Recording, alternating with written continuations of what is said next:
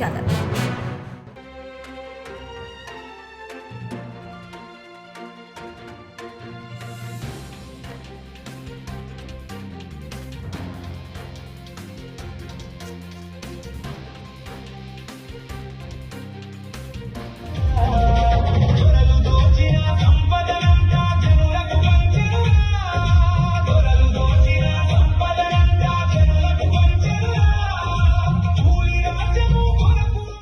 బడుగు బలహీన వర్గాలు, నిరుపేదలు, పేదలంతా పండుగలాగా జరుపుకోవాల్సినటువంటి రోజు మన సర్దార్ సర్వాయి పాపన్న గారి జయంతి సందర్భంగా బోయినపల్లిలో యువకులు, అదేవిధంగా గౌడ సంఘం నాయకులందరూ కలిపి కులస్తులు ఇక్కడ స్థాపించడం జరిగింది.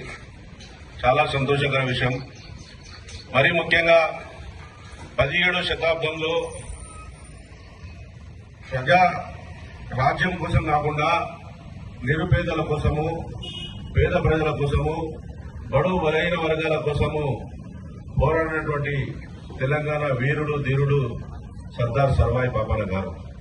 ప్రతి క్షణం ఏ విధంగా అయితే బడుగు బలహీన వర్గాలు, పేద ప్రజలందరూ ఏ విధంగా ఈ తెలంగాణలో ముందుంటారు, ఏ విధంగా ఉండాలనే దాని మీద చాలా చక్కగా ముందుకు పోయినటువంటి వ్యక్తి మన సర్వాయి పాపన్న గారు. అదేవిధంగా మనం నిజమైన నివాళులు అర్పించాలంటే సర్దార్ సర్వాయి పాపన్న గారి ఆశయాలన్నీ మనం ముందుకు తీసుకెళ్లాలి. ఆ రోజే మనం ఘనమైన నిజమైన నివాళులు సమర్పించినట్టు ఉంటుంది. అదే కాకుండా ఈరోజు తెలంగాణ పార్టీ వాళ్ళు వచ్చినా, కాంగ్రెస్ వాళ్ళు వచ్చినా, బీజేపీ వాళ్ళు వచ్చినారా అని కాదు.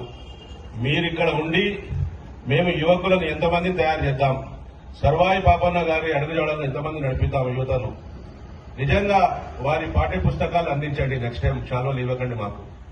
ఆయన జీవిత గాథా బుక్ ఏదైనా ఉంటే అనుకోవాల్సిన బాధ్యత మీది. సర్వాయి పాపన్న మీరు ఆ జాతికి చెందినటువంటి వాళ్ళు కాబట్టి మీరు తప్పకుండా వచ్చే జన్మదినానికి వారికి సంబంధించిన ఒక పాఠ్య పుస్తకాలు, జీవిత గాథ కొంతమందికి ఇస్తే చదువుకుంటారు. ఏదో వస్తున్నారు, దండలేసుకుంటున్నారు, ఫేస్బుక్ లో పెడుతున్నారు, ట్విట్టర్ లో పెడతారు, అయిపోతుంది.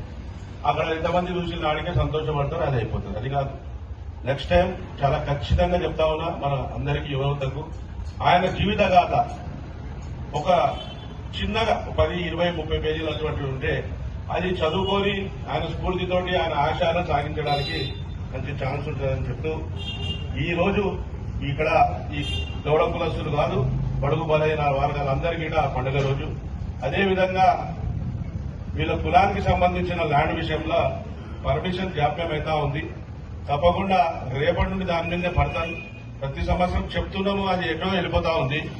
వీళ్ళు సొంత డబ్బులు ₹1 కోటి వెచ్చించి ప్రాపర్టీ కొనుక్కున్నారు. ఇవాళ ఎంపీ, ఎమ్మెల్యేలు ఎవరెవరికో ఇస్తా ఉన్నారు. ఇలాంటి పెద్ద కులానికి సంబంధించినటువంటి వీళ్ళకి కనుక ఒక 30-40 లక్షల రూపాయలు డబ్బులు ఇస్తే వాళ్ళకి ఎంతో తోడ్పడుతుంది. అదే కాకుండా వాళ్ళు స్వతహాగా కట్టడానికి కూడా ముందొస్తున్నారు.